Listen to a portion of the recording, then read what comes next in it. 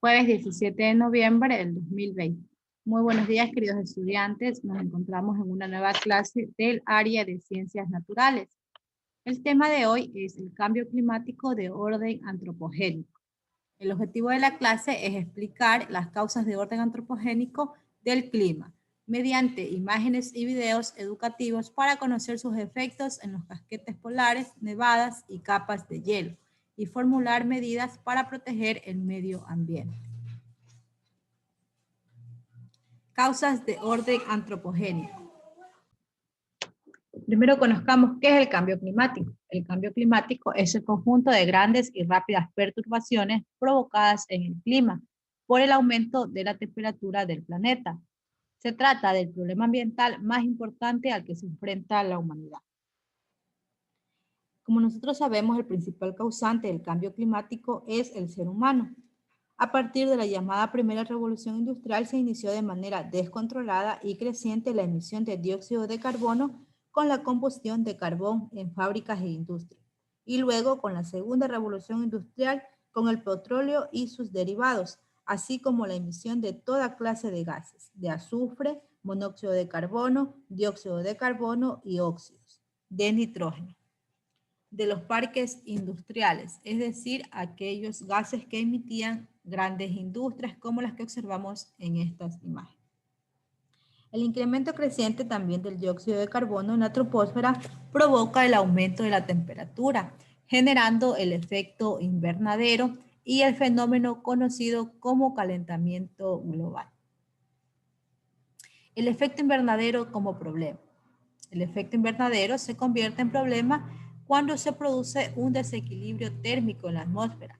Esto es cuando se calienta más de lo normal a causa de las actividades humanas como la quema de combustibles, los derivados de petróleo y el carbón, la emisión de gases de las industrias, la deforestación y la tala indiscriminada también de los árboles, la quema de los bosques, la contaminación que se emiten por las chimeneas de las casas y las emisiones de dióxido de carbono de los autos.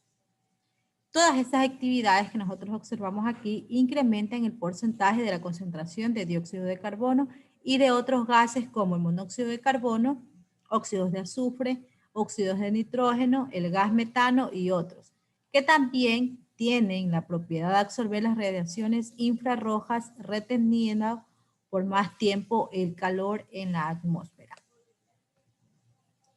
Consecuencias del incremento del efecto invernadero. La consecuencia del efecto invernadero y el calentamiento global es el desequilibrio y la alteración de los factores climáticos como la temperatura, los regímenes de las lluvias, la circulación atmosférica, entre otros. Primero tenemos el incremento de la temperatura ambiental. Con el consiguiente desequilibrio en el balance térmico de la Tierra, se ha calculado que el promedio normal de la temperatura en la troposfera oscila alrededor de los 14 grados centígrados. Investigaciones históricas y científicas de igual manera revelan que en los últimos 50 años ha habido un incremento de la temperatura ambiental aproximadamente en 1 grado centígrado. También indican que la concentración de dióxido de carbono en la troposfera ha sufrido un incremento considerable a partir de la primera revolución industrial que se dio en el año 1760 hasta el año 1840. En ese tiempo se utilizaba el carbón como combustible y luego en la segunda revolución industrial, en el año 1870, en los años siguientes se usaba el gas y los derivados del petróleo, como el diésel, la gasolina, etc. Los científicos predicen que debido al efecto invernadero se van a presentar olas de calor en determinadas regiones de la Tierra y también señalan de incrementarse la temperatura global en más de 2 grados centígrados va a traer serias consecuencias que van a ser irreversibles para la agricultura, la vida animal y la vida humana. Alteración del ciclo de lluvias. Con las radiaciones solares, el agua de los mares, de los ríos y de los lagos se evapora, forma la humedad ambiental y las nubes. Los vientos fríos de las capas superiores de la atmósfera condensan las nubes y llueve. Es lo que permite pues que llueva. Pero si la atmósfera está caliente más de lo normal, la condensación de las nubes y las lluvias va a disminuir. Sin lluvias, pues especialmente en los páramos, van a desaparecer las vertientes, se va a escasear el agua para riego y para bebedero de los animales. El suelo se va a desertificar, se van a escasear los animales, se sufrirá de sed y de hambre. Ya se anuncia que las futuras guerras entre las naciones será por el recurso de agua. Si tomamos en cuenta la traslación de la Tierra alrededor del Sol, es probable que llueva torrencialmente en unas partes, mientras que en otras partes exista sequía, como nosotros podemos apreciar en estas imágenes. La tercera consecuencia son las alteraciones en la circulación atmosférica.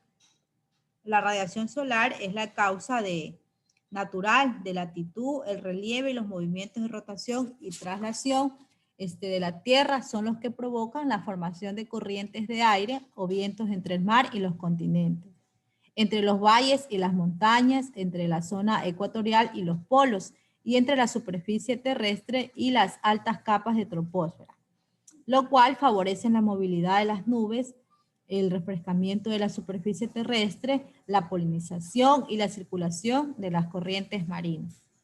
De igual manera, a causa del calentamiento global, unas regiones de la Tierra se calientan más que otras, generando desequilibrios térmicos que se manifiestan con vientos huracanados, generalmente acompañados de torrenciales lluvias que provocan inundaciones y en algunos casos la muerte.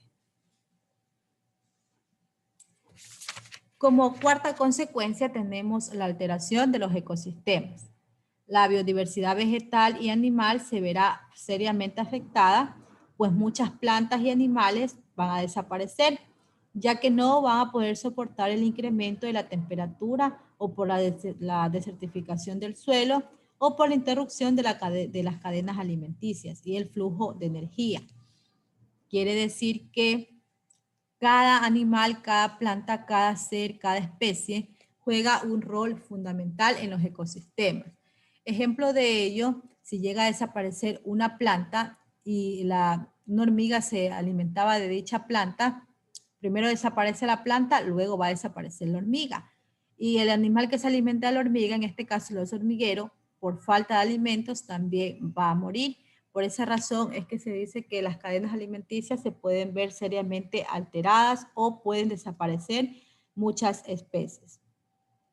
Obviamente que a su vez va a provocar la desertificación de muchos suelos agrícolas por la falta de agua. Como quinta consecuencia tenemos el deshielo de los casquetes polares.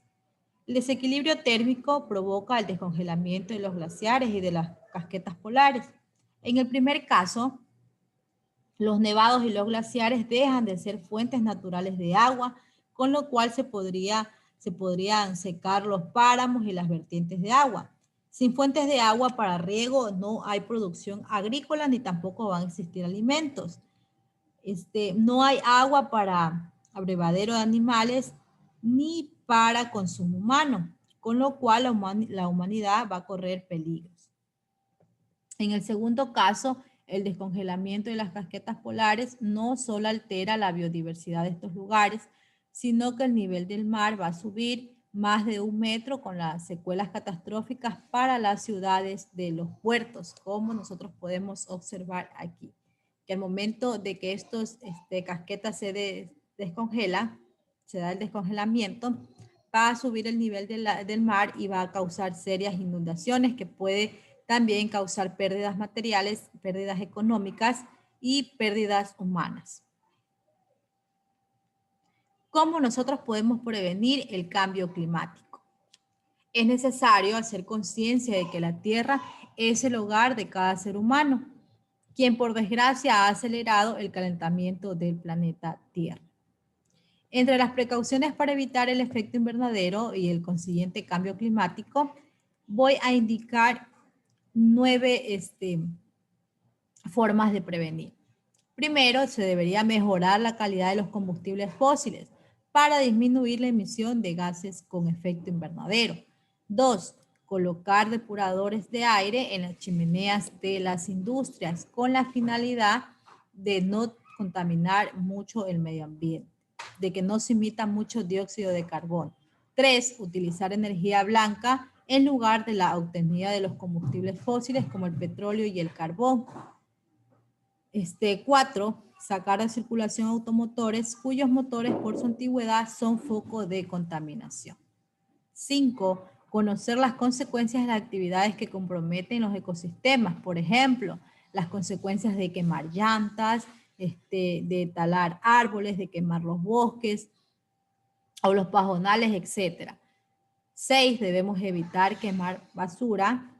7. Utilizar los bosques de manera sustentable, puesto que las plantas son purificadores del aire y son, por ende, generadoras de oxígeno. 8. Sembrar plantas. Por cada árbol talado se debería sembrar 10 árboles. 9. Se deberían aplicar las leyes y normas tendientes a conservar el aire puro y libre de contaminación.